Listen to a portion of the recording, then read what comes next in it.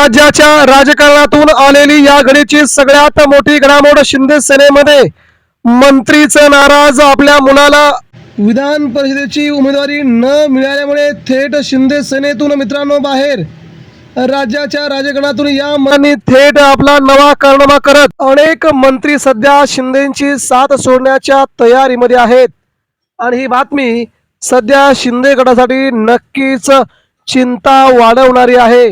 मित्रांनो, कोणकोणते नेते आहेत जे सध्याच्या घडीला एकनाथ शिंदे यांची साथ सोडायला तयार झालेत आणि त्यांनी मात्र आता आपला राजकीय नवीन घराणा शोधलाय।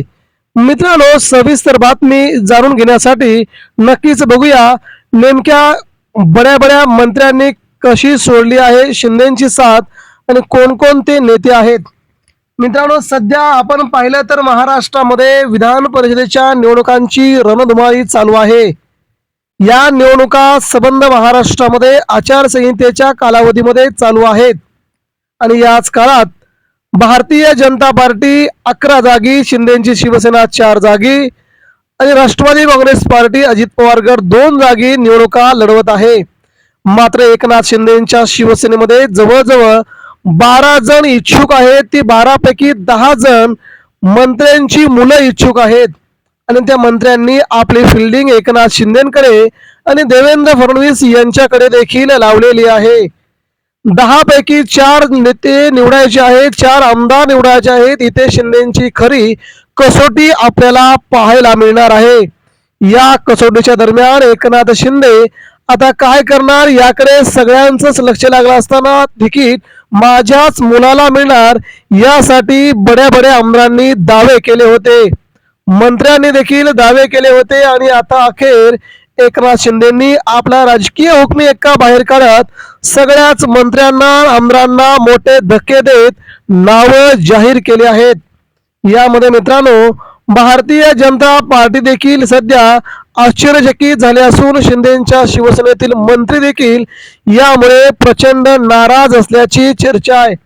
प्रत्येक वेळी धक्कादायक निर्णय घेणारे एकनाथ शिंदे यांनी आता देखील विधान परिषदेला आमदारांच्या मुलांना तिकीट न देता सामान्य घरातील लोकांना तिकीट देण्याचा शपथ लावला, परंतु आता मात्र शिंदे गटातीलच मंत्री नाराज असल्याची सगळ्यात मोठी अपडेट समोर येत आहे। त्यामध्ये बडी नावं, शिंदेच्या जवळची नावे, जवळचे आमदार, सगळ्यात जवळचे नेते यामध्ये आहेत।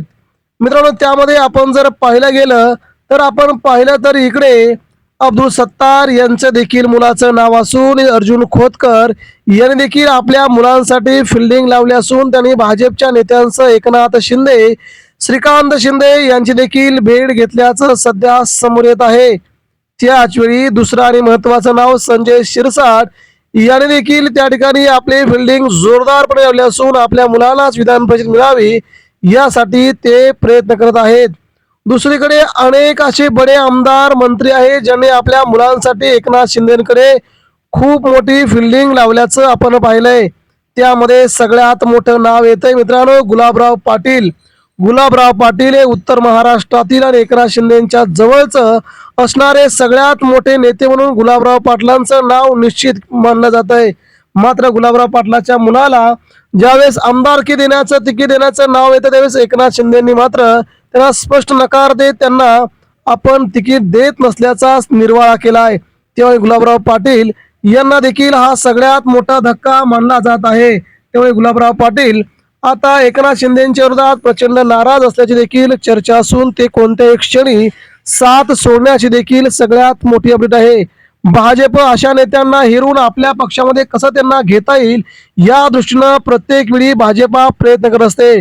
आता देखील भाजपने त्याच प्रकारची फिल्डिंग लावली असून कोणकोणते नेते एकनाथ शिंदेच्या शिवसेनेमध्ये, अजित पवारांच्या राष्ट्रवादीमध्ये नाराज आहे त्यांना आपल्याकडे खेचण्याची जोरदार फिल्डिंग सध्या भाजपने आपल्या काही नेत्यांवरती लावली दिलेली आहे। ते देखील त्या प्रकारे आपली कामं चोखपणे बजावत आहेत।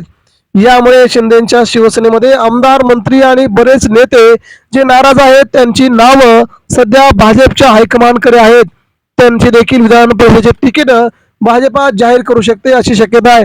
त्यामुळे मित्रांनो, सध्याच्या या घडामोडीमध्ये महाराष्ट्राच्या राजकारणामध्ये शिंदेच्या शिवसेनेला खूप मोठे धक्क्यावर धक्के देण्यास भाजपा यशस्वी होऊ शकते का ते बघावं लागेल. परंतु एकनाथ शिंदेने मात्र संपूर्ण महाराष्ट्रात पुन्हा एकदा स्वबळाचा नारा दिल्यामुळे भाजप अशा स्वरूपात वागते का असा विचार करण्याची वेळ आल्याचं सध्या समजलं जात आहे. तर यावरती आपल्या प्रतिक्रिया द्या.